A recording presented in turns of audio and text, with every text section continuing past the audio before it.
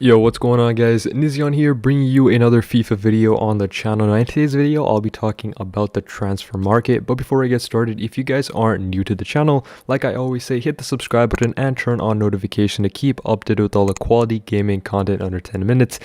And now, without further ado, let's go ahead and get started with today's video. Now, in specific, I want to be talking about in today's video, which is going to be transfer market bans. Now, I personally got one of my accounts transfer market banned for quote unquote coin distribution. Now, a lot of this actually happens fairly frequently in the EA FIFA and also the Madden community, and it's something that happens due to the EA servers, and I'll be talking about that later in today's video.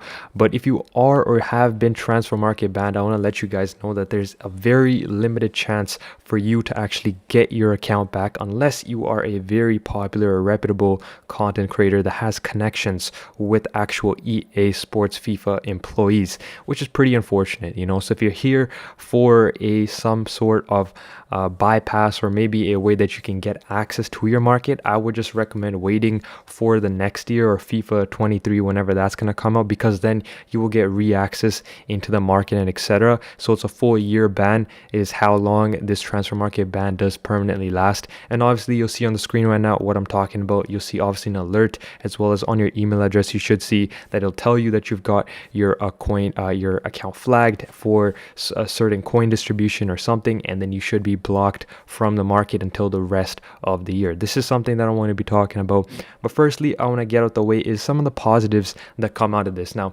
I haven't enjoyed gameplay since FIFA 17, and I haven't really been a gameplay person since FIFA 17 actually. But currently, you know, with my transfer market banned, it allows me to really play the game for how it is, division rivals and etc., which it does really force you to grind out the game, which is a good thing in my personal opinion.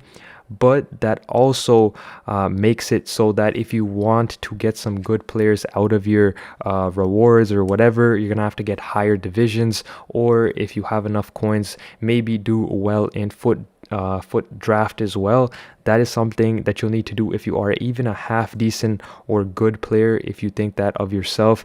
And if you aren't that, if you are a new player that got into Ultimate Team and you got this transfer market ban, that disallows you to really progress forward as a better player, because you won't have access to the transfer market to test out or buy new cards. The only way that you can get those cards is by putting FIFA points onto this game, as well as just really playing the game and getting rewards through division rivals, FUT champions and draft. So that is something that you really need to take into consideration. If EA Sports blocks your transfer market, you still have the ability to buy FIFA points. Now that just shows how much of a money hungry company this is. This also happens in Madden Ultimate Team as well. It's just EA in general. Their TOS team is very strict and they're all robotic. So if you go onto EA Sports help page and you submit multiple claims saying that you didn't do this and it was an accident or whatever your excuse is, they'll just deny it completely unless you get full direct access to the employees, because the TOS team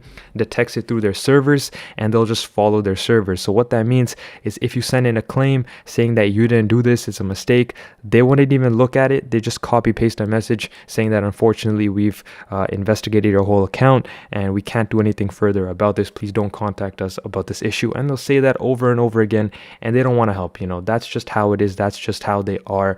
And they're really strict on coin selling and coin buying. But even if you are an average FIFA player and say, for example, you overpay for an icon, or you sell your player, maybe a gold player that goes for around 1,000 coins, that player accidentally sells for 10,000 coins, you can still get caught for coin distribution, which is absolutely ridiculous, because things out of your control shouldn't be affecting your account. But that's just how it is. That's just how EA does it. And honestly, it just comes back to the EA terms of service team and how strict that they are, and how it makes it very unfair for most of us players to really play out this game. Now, to end off this video, I want to ask you guys in the comments, what are your thoughts about EA servers? What do they need to do to change it? In my personal opinion, I think they need to bring in real person investigations, so they don't just rely on these servers, which are obviously corrupt and just broken. That's been it for today's video. If you guys have any questions, comments, or concerns, please be sure to also leave that in the comments section down below. And if you did go and enjoy this video, a like rating would really help this channel out. Thank you so much for watching. It's been your boy Nizion. I'll be catching you guys all in my next video. Goodbye.